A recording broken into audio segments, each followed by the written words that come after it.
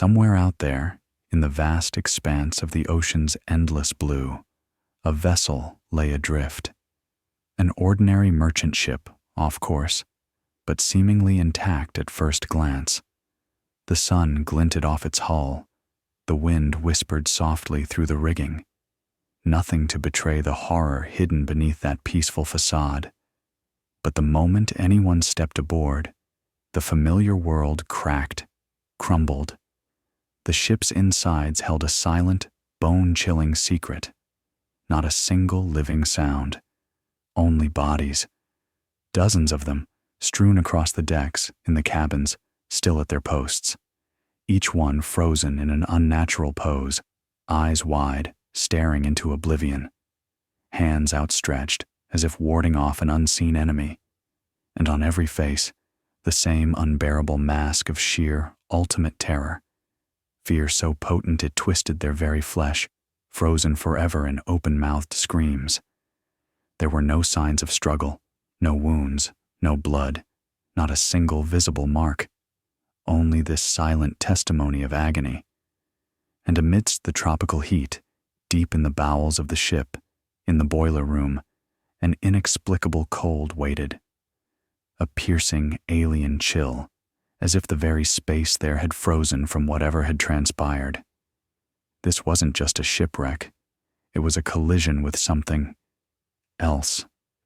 Something that left behind only the cold evidence of unspeakable dread, and then, unwilling to be understood, swallowed itself in fire and sank forever to the bottom. All right, this is Fernando with the latest video diving into urban legends. And let me tell you, this was quite an intriguing suggestion. I've never encountered this particular urban legend before. However, as I looked into all the info surrounding it, it absolutely blew my mind how much it echoes one of my all-time favorite movies, Event Horizon. If you haven't seen Event Horizon, it's a magnificent film, phenomenal, really creepy, tied directly to the horror genre, and deeply psychological. It's one of those movies that isn't about cheap jump scares, like a sudden loud bang, a sharp noise, or a bright light that just startles you out of nowhere. No, instead, it dives into that anxiety factor and discomfort that can be created from ambiance or just the psychological effect on the human mind. So, it's a great, great film. And so, when I read about this particular urban legend, I got to thinking, maybe this is where Event Horizon drew its inspiration. Who knows? Maybe the creators were somehow influenced by this story.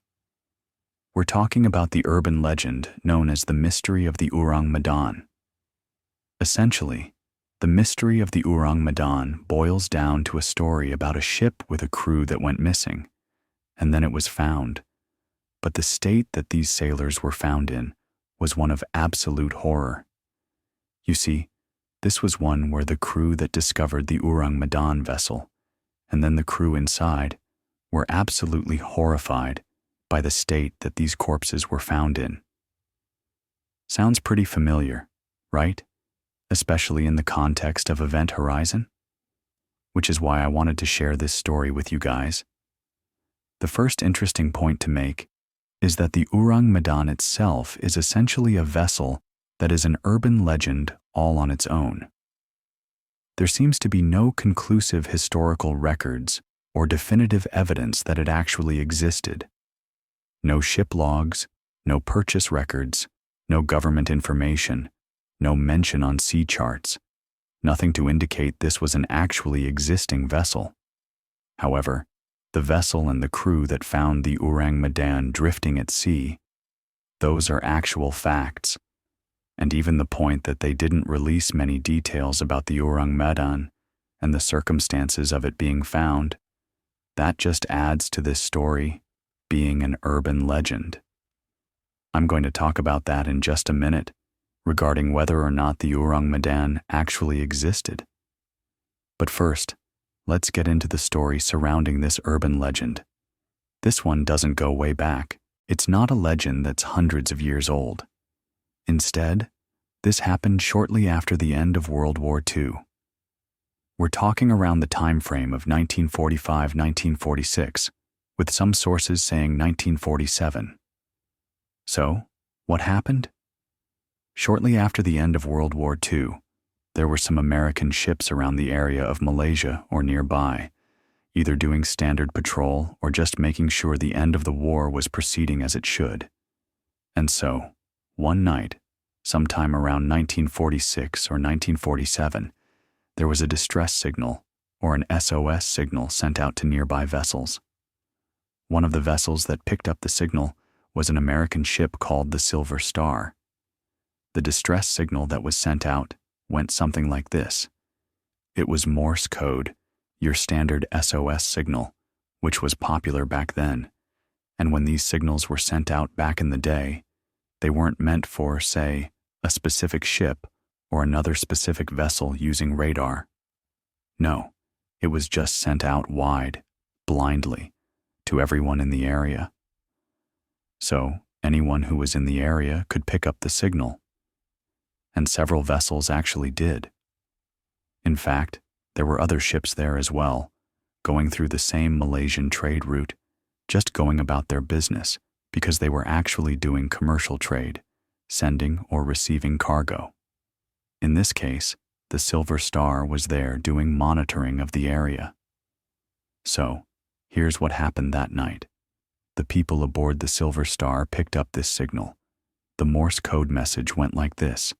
First, your standard SOS distress signal, and then it was detailed as, all officers including captain dead, lying in chart room and bridge, possibly whole crew dead. Then there was a burst of garbled, intermittent Morse code. It's not known what exactly that code was related to. But after that, there was one last message, a 2-word message, from the same person, whoever they were, who was sending out the signal from the Ourang Medan vessel. This is how he capped off that signal. He sent out, "I am dying," and that was it. There was no more communication from anyone. The distress signal was picked up. The people aboard the Silver Star tried to reply, tried to send signals back, but they couldn't get anything back. Like, they could, but there was no reply from that vessel. And at this point, the captain of the Silver Star ordered, "Let's try to find this ship." And they actually were able to do that. They were able to triangulate the source of the transmission and get a location for the general area where the signal was coming from. Pretty eerie, right? Again, the distress signal was sent out. It was picked up. It was short and to the point. All officers, including captain dead, lying in chart room and bridge, possibly whole crew dead. But it was that last part where the person sending out this grim message stated, "I am dying." And then the transmission went dead.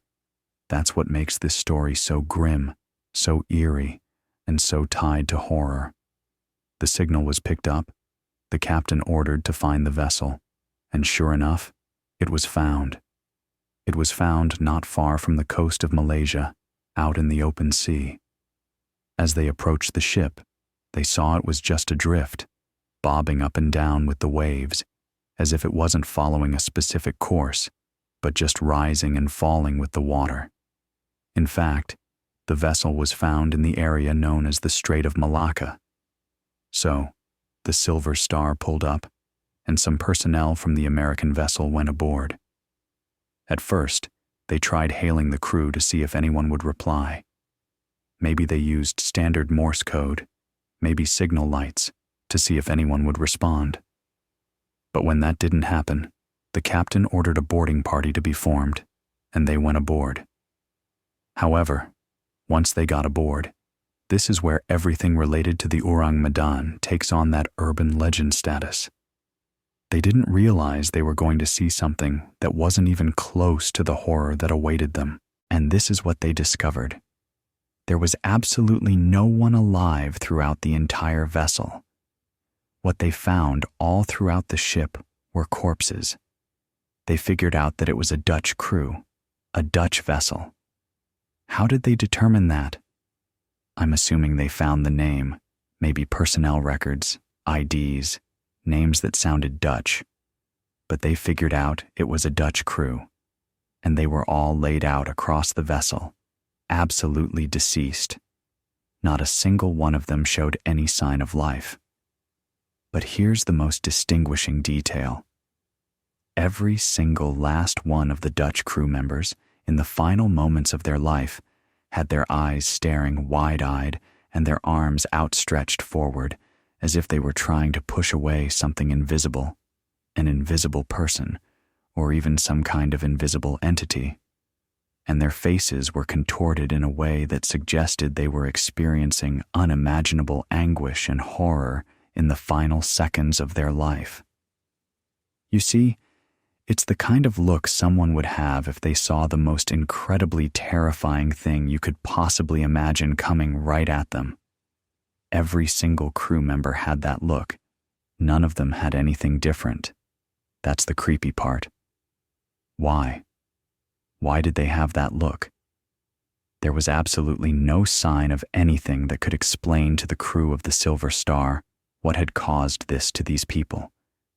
There were no signs of wounds, injuries, burns, nothing. No scratches, no typical signs of a struggle or a fight, no bullet wounds, nothing.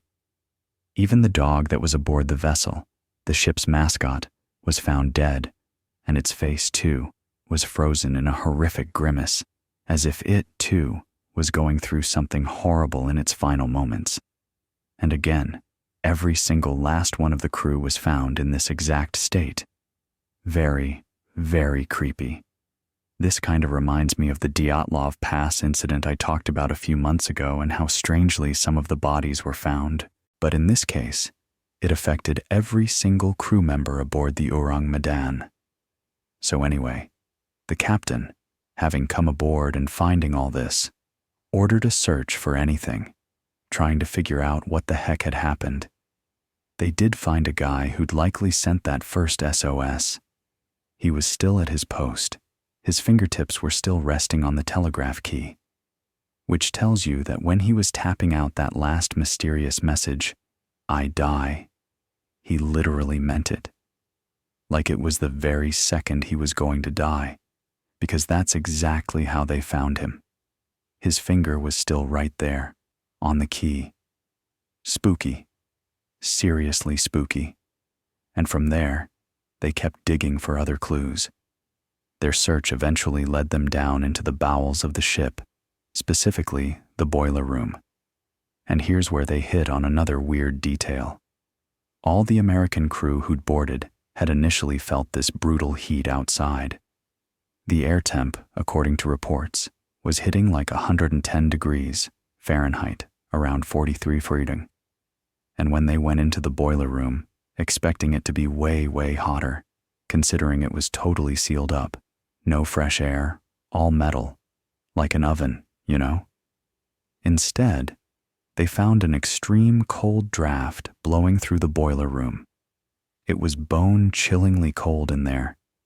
So that was a huge contrast and pretty darn mysterious compared to the outside temp, which again was like 110 degrees. And they looked around, but still couldn't find a thing. No signs of a struggle, no evidence of anything, no explosions. Nothing that could explain to them what the hell had happened to this crew, except for the fact that the bodies, as they were found, were already decomposing, which told them death had happened some time ago. Finally, the captain of the Silver Star said, "All right, let's take the vessel with us." And they were going to moor the Ourang Medan to the Silver Star and just tow it back, maybe hoping to crack the mystery later of what had gone down on the ship. But the second they did that, and here's another seriously creepy part, the very minute the vessel, now considered the Dutch ship, was lashed to the towing ship, not a minute before, not a minute after, but exactly at that instant, smoke suddenly started spewing plumes from the lower decks, specifically that same boiler room area they'd just been checking out. And when it happened, It built up with such intensity that the Silver Star crew realized, whoa, something big is about to blow. And before they could do anything else to better secure the vessel, the decision was made to cut the tow rope instead and try and get back to the Silver Star pronto. And no sooner had they done that, no sooner had the boarding party gotten back onto the Silver Star and climbed aboard, than the Ourang Medan just blew up.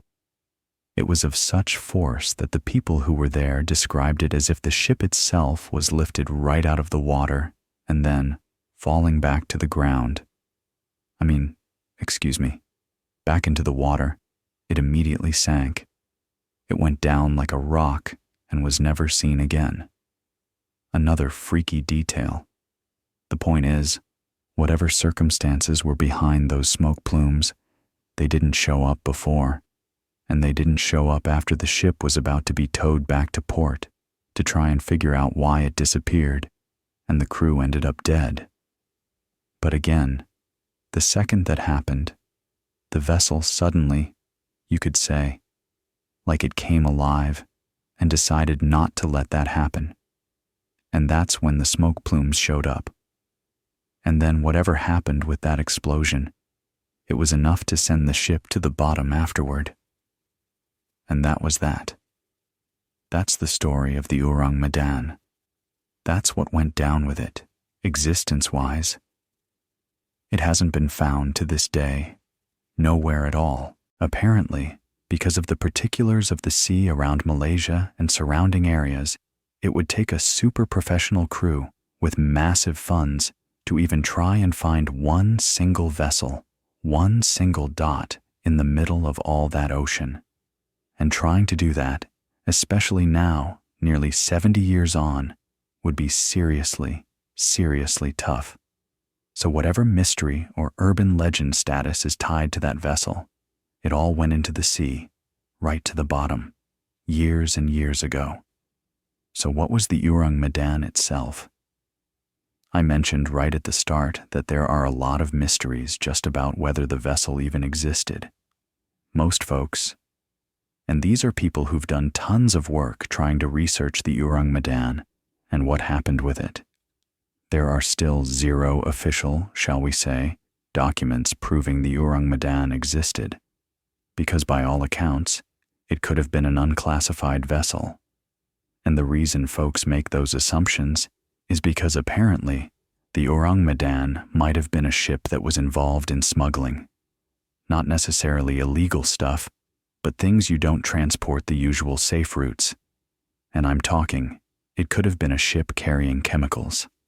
Chemicals, especially relevant during World War II, the era of chemical warfare. And the Ourang Medan could have been a vessel specifically hired for that. So if you have a vessel carrying either classified or heavily restricted materials, legally or illegally, then you're dealing with a ship that's going to stay off the books. Which is why, even all these years later, there still isn't much proof it existed. As for the chemicals it might have been carrying, some folks speculate, again, these are the people who've done the exhaustive research, that it could have been hauling a deadly cargo of potassium cyanide, or in other sources, nitroglycerin, and also sulfuric acid. And this was all done, again, this is all speculation, but with the intent during the wartime period. Even with the war ending, there were still countries actively interested in acquiring or selling these types of chemicals.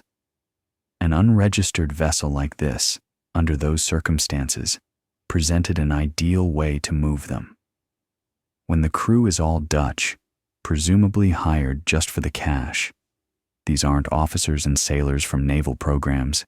These are just guys who agreed to take on super high-risk work for high pay. They could, in a sense, be considered, as much as you hate to say it, expendable. Which might be why no details could be found about the Dutch crew members due to the nature of their activities. As for the ship itself, there isn't a single known photo of it.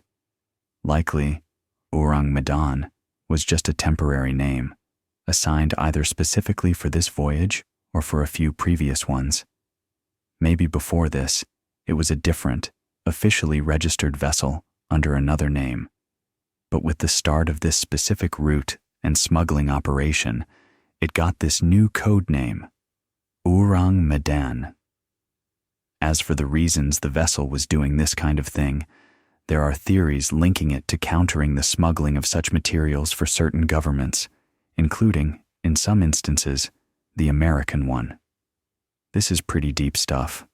I'm not going to get into those specific details, but if you go looking for info, just type in Ourang Medan mystery. You'll see mentions of links to World War II, Japan's Unit 731, as well as some departments of the American government, General Douglas MacArthur. This is all about attempts to get info on special, let's say, military units. This info is searchable, so if you're interested, take a look.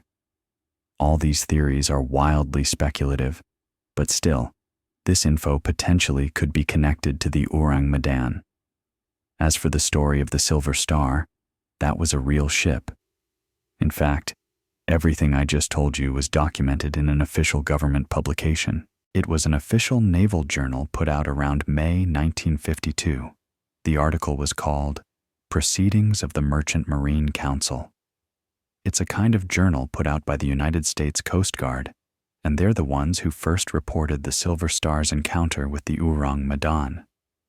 And this is actually a quote from that very article describing the finding of these sailors. Their frozen faces were upturned to the sun, staring as if in fear.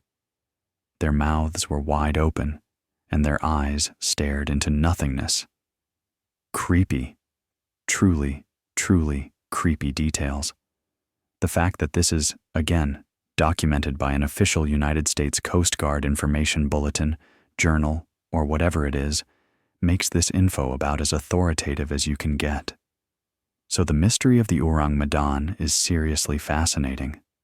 If anyone out there has other info tied to this particular urban legend, it would be awesome to hear it. If someone knows more about the Ourang Medan's history, maybe what it was like before this, would love to see all those comments. And again, doesn't this just scream Event Horizon, where they also find a ship under mysterious circumstances, find the crew in a seriously messed up state, and the vessel itself ultimately gets wiped out, leaving practically zero trace?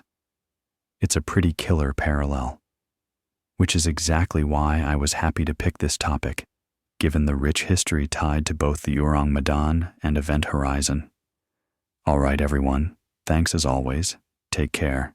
Peace out.